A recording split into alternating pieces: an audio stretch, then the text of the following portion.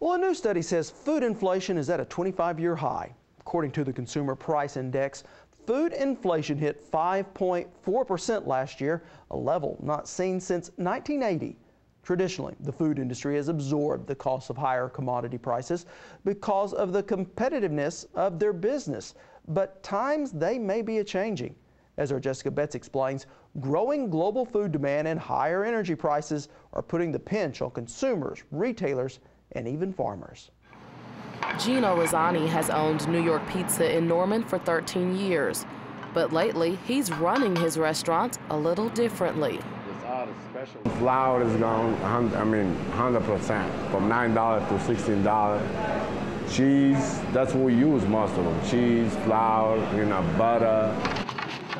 After raising his prices to 25 cents more a slice, stopping his delivery service, and cutting employees, Rosani and his customers are tasting the results of food inflation. We used to get 2 slices of pizza and a drink for $5.25, and now they have to pay $7, not making the profit I used to. Evidence of a rising food inflation that's due to growing world economies, increased food demand, and the production of corn-based ethanol. Larry Sanders, ag economist for Oklahoma State University. It's a fairly complex picture on the one hand, and it's fairly simple on the other. We have seen energy prices double and triple in the last few years, and it really came home to roost in food production and food distribution and processing during 2007. According to the U.S. Department of Agriculture, the price index for food rose 4% last year, the highest annual leap in 17 years. But Sanders says there's something consumers need to know. When consumers see food costs going up in the grocery store, it doesn't mean that farmers are getting richer, that money goes back through the marketing chain and pays the bills of the people who do the work to get that food to the grocery store or to the restaurant. In fact, the average farmer only sees 20% or less of every dollar paid at the grocery store. Mike Spradling, president of the Oklahoma Farm Bureau.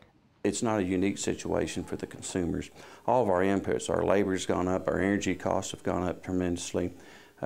Even electricity on the farm is going to increase considerably. Our electrical industries this year are going to find out that their wholesale price increase of electric is 24% in the state of Oklahoma. Farmers right now, they're paying almost twice in fuel prices what they were just a few years ago. And the products that they're selling have not doubled. And so we're also looking at fertilizer prices right now. Just 2 years ago, I was paying less than $300 a ton. This year, we will be fertilizing at $500 a ton for nitrogen. An increase fueled by our growing alternative fuel industry. Spradling says the growth of corn production for ethanol is now competing with food crops. So if all the fertilizer is going to the north for corn production, then that means that's one reason that I, as a pecan grower, am paying the $500 a ton for fertilizer, because again, I'm competing for the same product that they are. It's put a lot of pressure on the cattlemen as well, because their feed costs have gone up as well. So the inputs that corn is a major component of livestock feeds, and as its prices goes up, so does the price of cattle feed and livestock feed. And for consumers at New York Pizza, a financial toss-up that could be here for a while. Joining me now is our Jessica Betts. So when was the last time we've seen this large a jump in food prices? Well, the U.S. experienced a similar period of rising commodity prices and food inflation back in the 1970s.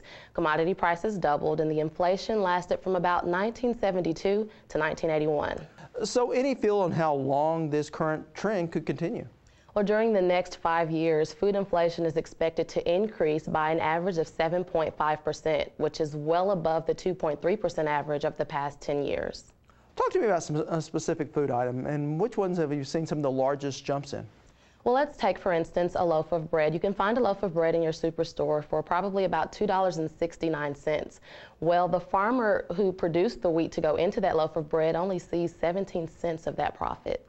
And that 17% wasn't much, especially when farmers were getting, $2 for their corn, $3 for wheat, and $5 for beans.